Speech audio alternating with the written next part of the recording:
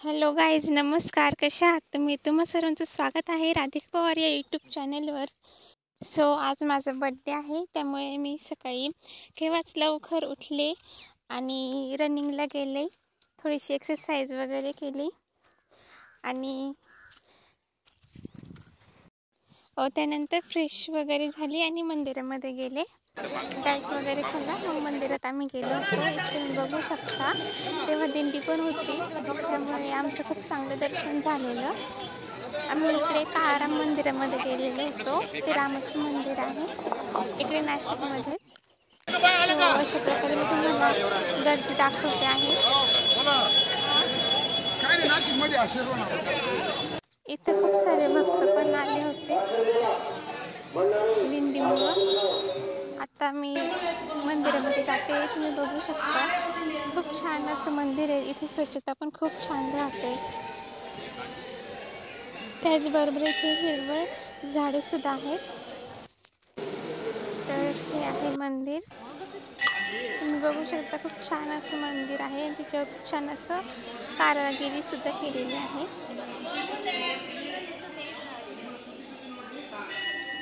त्याबरोबर एक समोर हे गणपती बाप्पाचं मंदिर पण आहे छोटंसं.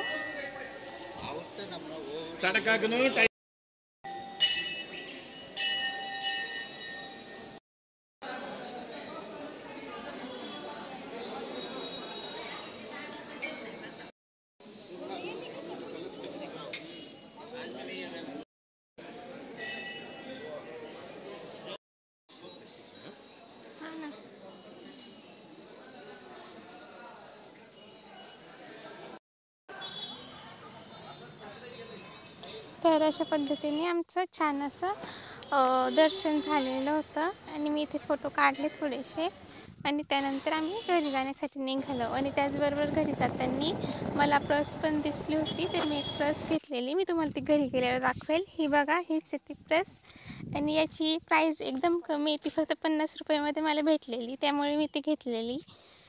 आणि अशा पद्धतीने माझी पर्स होती. त्यानंतर आता रात्री बड्डेची तयारी करायची, म्हणून पप्पा आणि दादा गावाला गेले होते. त्यानंतर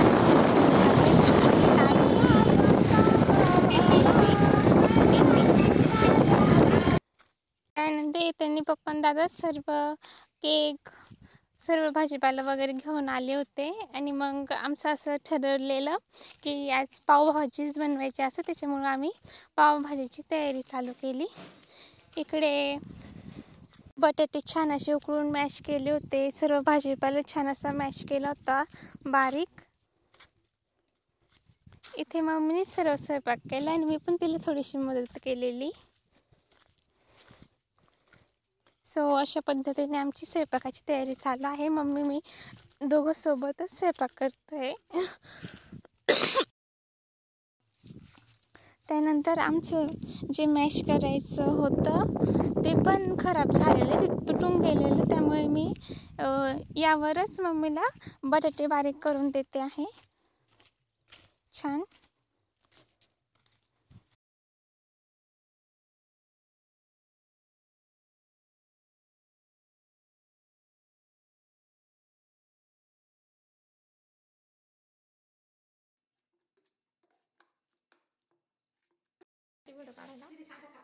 अशा पद्धतीने सर्व पावभाजीची जी भाजी असते ती सर्व बारीक झालेली आहे.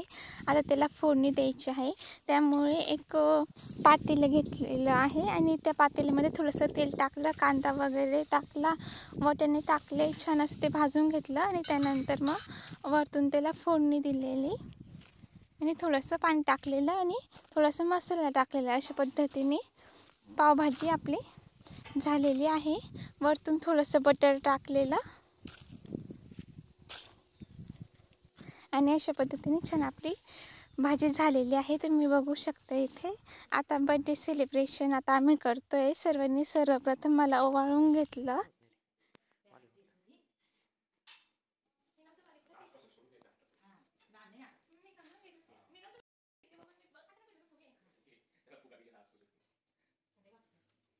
त्यानंतर आता इथे मम्मीनी, पप्पांनी, दादांनी ओवाळून घेतलेलं आणि माझ्या मामाचा मुलगा पण आला होता.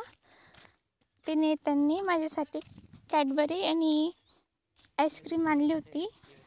सो आता इथे सर्व ओवाळत आहेत. ओवाळून झाल्यानंतर इथे आता आपण कट केक करणार आहोत. आणि त्यानंतर दादाने त्यांनी बलून पण आणलेले होते. हे सर्व छोटंसं डेकोरेशन त्यांनीच केलं होतं.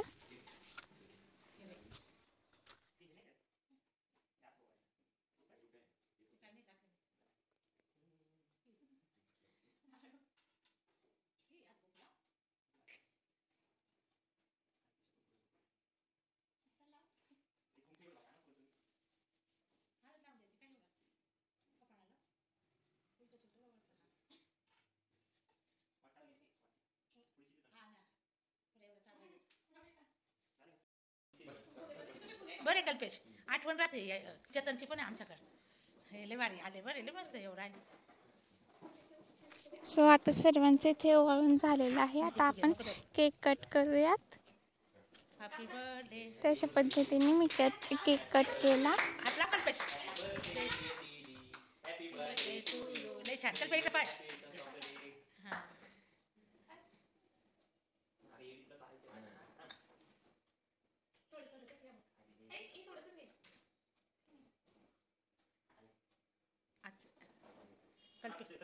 कल्पेश चाक तिला थोडासा. चेतन होतं पक्का हसायचा कार्य गेल्या वर्षी.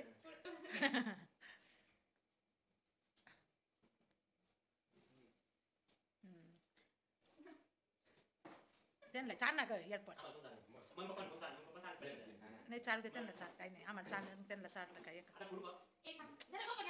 पप्पाला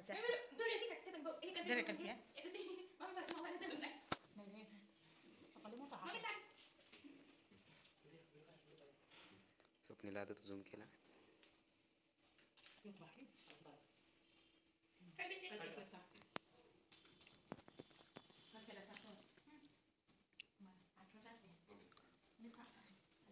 आता इथे बर्थडे सेलिब्रेशन झालेलं आहे. आता आपण जेवणाची तयारी करूया.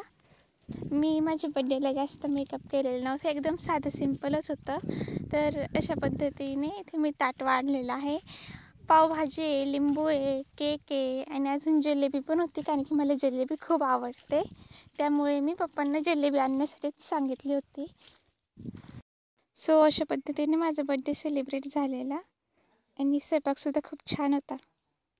सो अशा पद्धतीने आम्ही बड्डे सेलिब्रेशन केलं होतं. तुम्हाला माझं बड्डे सेलिब्रेशन कसं काय वाटलं मला कमेंटमध्ये नक्की सांगा. Okay bye guys. सो भेटूया नेक्स्ट ब्लॉगमध्ये.